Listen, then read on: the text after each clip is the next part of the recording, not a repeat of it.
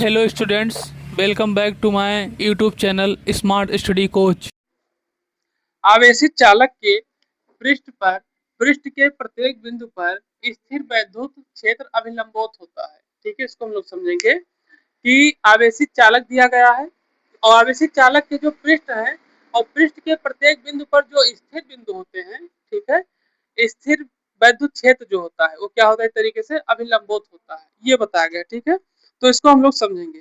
अब ये जो अभिलंबोत की व्यवस्था होती है एक तरीके से स्थिर वैद्युतिकीय पर होती है, स्थिर वैद्युत पर होती है। अब स्थिर वैद्युत जो होता है, तो अब ये भी जानने वाली बात है कि स्थिर वैद्युतिकीय क्या होता है। ठीक है, ये भी इसमें बता जानने वाली बात है कि स्थिर वैद्युतिकीय क्या चीज होती है। ठीक है,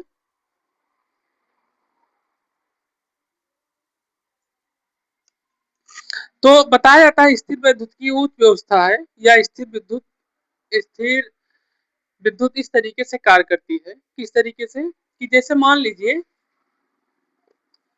कि कोई इलेक्ट्रॉन गति कर रहा है, कोई इलेक्ट्रॉन जैसे एक तरीके से गति कर रहा है और गति करते करते कोई उसके बीच में ऐसी व्यवस्था कर दी जाए जो कि परावैद्युतांक के रूप में हो। ठीक है, तो वहां पर आवेश आगे बढ़ना क्या हो जाएगा, कम होना शुरू हो जाएगा। ये सीधे आपके कूलाम के नियम पे ही कार्य करता है। जैसे कूलाम एक तरीके से इस तरीके से कूलाम में कार्य किया गया था कि वहां पर जब कभी भी आवेश और आवेश, दो आवेश दिए गए हों, एक क्यू आवेश और एक मतलब एक Q1 आवेश, एक Q2 आवेश, दो आवेश दिया हो, लेकिन उनकी दूरी जो हो R के रूप में दी गई हो, तो वहां बताया था कि आपने देखा है, शुरू में बताया था कि जब अनुपाती हटाया जाता है तो वहां पे K का प्रयोग किया जाता है। तो वहां जो K प्रयोग किया जाता है वो तरीके से परावैद्युतांक के रूप में प्रयोग किया जाएगा और उसकी वैल्यू भी कुछ रखी जाएगी जिसके कारण से वो आवेश को क्या कर सके, आगे भी बढ़ा सके।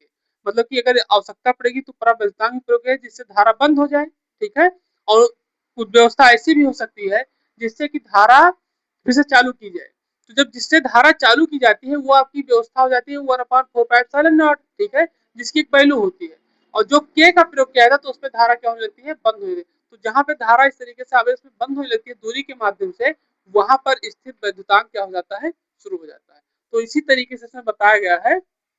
अभी तो सिर्फ स्थिर वैद्युत के बारे में समझे, अब समझेंगे आगे। ठीक है, तो यहाँ क्या बताया जाता है इसी के बारे में कि स्थिर वैद्युतांकों के में आवेश जो होता है स्थिर अवस्था में होता है। ठीक, स्थिर वैद्युत जो व्यवस्था होती है उसमें आवेश क्या होते हैं, स्थिर अवस्था में होते हैं। ठीक है, और स्थिर अवस्था में होने का मतलब क्या है यहाँ पर कि आवेश को गतिमान, मतलब आवेश जो होते हैं एक तरीके से गतिमान अवस्था में होते हैं। ठीक है, क्योंकि आवेश गतिमान होने का मतलब क्या है कि आवेश जो है वो उनका एक गति होती है, उनकी गति होती है, क्या गति होती है, जो हम लोग जानते हैं आवेश की गति के 1.6 × 10⁻⁻19 के रूप में होता है। हाँ, 1.6 × 10⁻⁻19 के रूप में होता है। ठीक है, तो यहाँ बताया था कि वो क्या कार्य करते हैं, उनके कार्य करने की जो व्यवस्था विद्युत क्षेत्र के स्पर्श, जो विद्युत क्षेत्र होता है उनके जो स्पर्श रेखीय घटक होते हैं, मतलब जो उनको क्या करते हैं, विद्युत क्षेत्र जो होते हैं उनको स्पर्श करते हुए क्या करते हैं, आगे बढ़ते रहते हैं।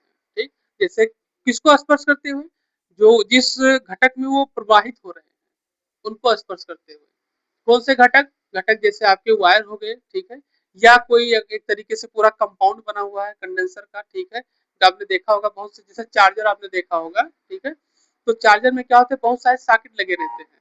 कोई एक तरीके से छोटा, कोई उसमें छोटा ट्रांसफार्मर भी लगा रहता है, रजिस्टर लगा रहता है, कैपेसिटर लगा रहता है। ठीक है, ये सब चीजें लगी लगी रहती है। तो यही बताया कि उनके घटक को स्पर्श करते हुए क्या कर रहा है, आगे बढ़ रहा है। ठीक, तो जब वो आगे इस तरीके से बढ़ते रहते हैं और साथ साथ आगे बढ़ते रहते हैं, तो उसमें यही बताया था कि उनके जो पृष्ठ होते हैं और प्रत्येक बिंदु पर जब चालक आगे बढ़ने लगता है तो जहां जहां चालक आगे बढ़ते हैं, ठीक है, वही वो चालक बढ़ने की जो प्रक्रिया होती है वही उनके क्या होती है, अभिलंबित होती है। जिस तरीके से चालक आगे दूसरे चालक के माध्यम से बढ़ते रहते हैं वही उनके क्या होते हैं, अभिलंबित होते हैं। तो यही यहाँ पे बताया जा रहा है कि आवेशित चालक के पृष्ठ के प्रत्येक बिंदु पर स्थिर वैद्युत क्षेत्र क्या होते हैं, अभिलंबित होते हैं। ये अभिलंबित की व्यवस्था इसी तरीके से क्या करती है, कार्य करती है। ठीक, ये चीज इसमें क्या किया गया है, बताया गया है। ठीक, और तीसरा फिर पॉइंट आपका आता है, सामान्य स्थिति में किसी चालक में कोई अतिरिक्त आवेश नहीं होता। बताया जा रहा है कि सामान्य की जो स्थिति है, मतलब कि एक सामान्य जो स्थिति होती है उसमें किसी चालक में कोई अतिरिक्त आवेश नहीं होता। अब इसको हम लोग समझेंगे। इसमें यही बताया था कि सामान्य स्थिति कब होती है, जैसे किसी जैसे किसी उदासीन, ठीक है, जैसे किसी उदासीन चालक हो, कोई उदासीन चालक हो, अब उनके भीतर धनावेश व ऋणावेश क्या होते हैं, समान मात्रा में उपस्थित होते हैं। जब ऊष्मा का क्या कहते हैं उत्पादन कम से कम होगा, ठीक है, और जो और उत्पादन कम होने का कारण क्या है, क्योंकि जो धनावेश और जो ऋणावेश आवेश उसमें उपस्थित हो रहे हैं वो दोनों एक समान मात्रा में हो रहे हैं। जब एक ही आवेश लगातार बढ़ते रहेंगे, ठीक है, तो जब एक ही आवेश लगातार बढ़ते रहते हैं तो उसमें ऊष्मा जो क्या होते हैं ज्यादा होने की संभावना बढ़ जाती है, क्योंकि एक ही आवेश आ रहे हैं, और जब लगातार दोनों आवेश एक ही मात्रा में आ रहे हैं तो उसमें उनका टकराव होता रहता है।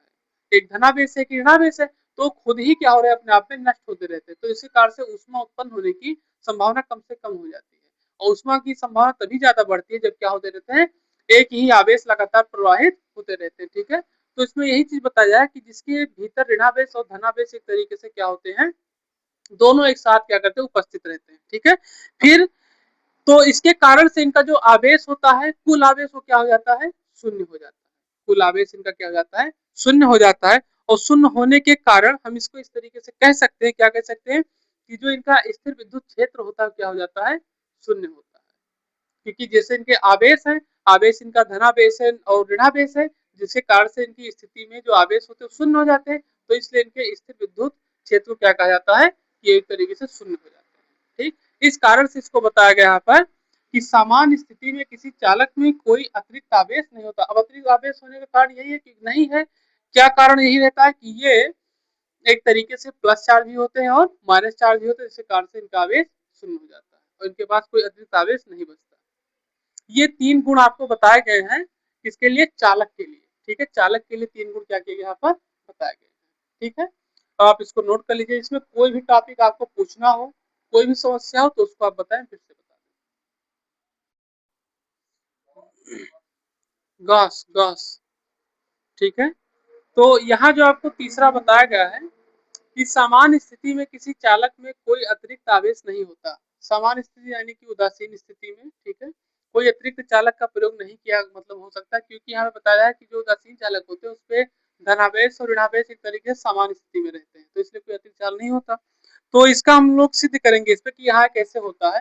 तो गॉस के नियम से ये बताया गया है कि अगर समाकलित ई डी ए दिया गया है और इसके फार्मूले के रूप में, विद्युत फ्लक्स के फार्मूले के रूप में इसको बताया गया, ठीक है।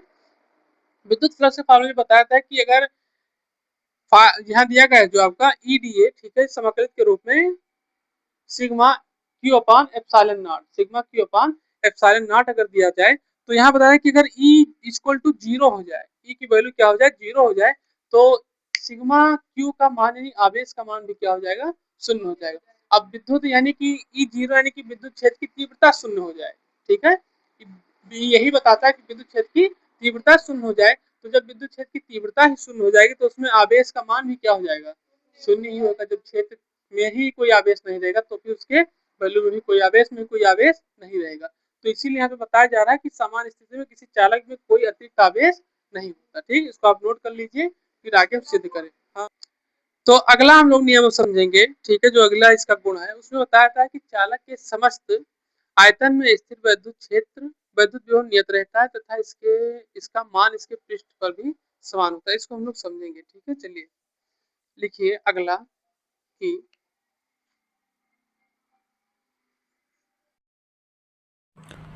चालकों के समस्त आयतन में स्थिर वैद्युत विभव नियत रहता है तथा इसका मान इसके पृष्ठ पर भी समान होता है। अगर विभव एक बिंदु से दूसरे बिंदु पर ले जाएगा तो उसके द्वारा कुछ कार्य करना पड़ेगा और कार्य करने से कुछ न कुछ उसमें आवेश उत्पन्न होगा, यही इसमें बताया जा रहा है।